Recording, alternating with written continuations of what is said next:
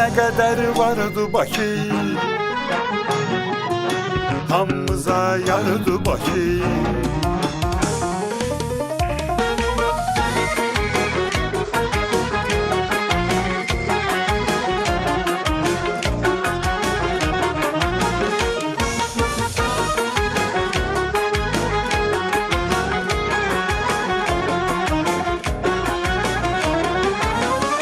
Yanında pişiron, bir yanında Xəzəri.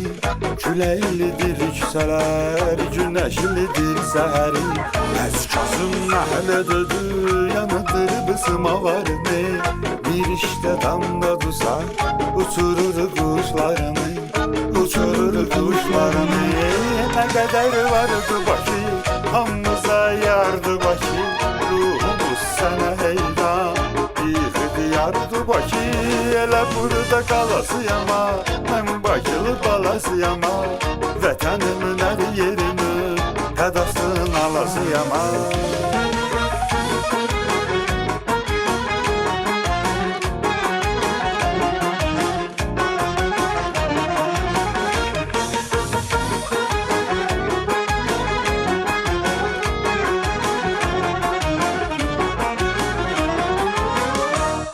Ki kendine get, her kendin öz tadı var.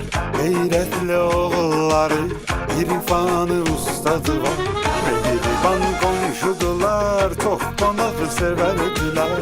Yakın isteyendiler, hem uzağı sevendiler ve uzağı görendiler. Ne kadar vardı Bakı, hamımıza yardı Bakı.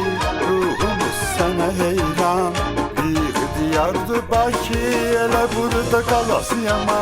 Mən Bakılı balasıyama, vətənimin hər yerinin qədasın alasıyama.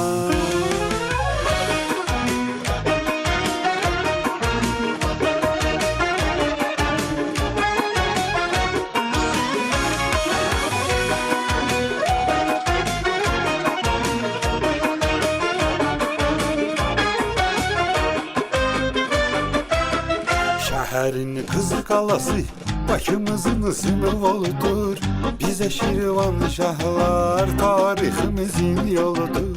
Bakının gözəlliyi aləmdə birimizidir. Ləhcəsi Bakılıların hamının sevinizidir. Hamının sevinizidir. Nə qədər vardı Bakı, hamımıza yardı Bakı.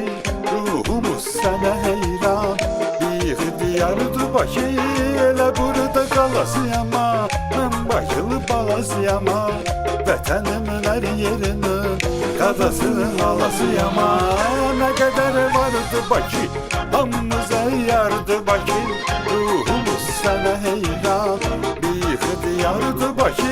Allah burada qalasıyama, mən Bakılı balasıyama, vətənimin hər yerinin qədasın alasıyama. Azəri torpağının qədasın alasıyama.